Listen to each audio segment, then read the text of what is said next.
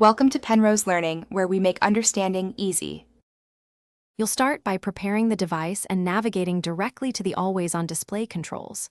First, make sure battery saver is off and your phone is charged enough. AOD can be blocked when power saving is active. Then open Settings, tap Display, and choose Always on Display so you're at the right screen. You need a secure lock method enabled. That's why you set PIN or fingerprint first, because AOD interactions depend on lock security for notifications and privacy. Once done with initial access, customize what the always-on display shows and why each choice matters. Choose a clock style and any widgets you want.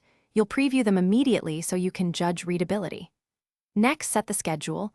Always-on uses more power, so choose sunset to sunrise or custom hours to balance visibility versus battery life.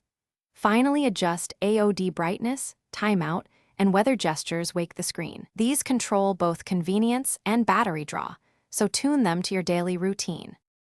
You're ready to finalize and verify that Always on Display works as intended.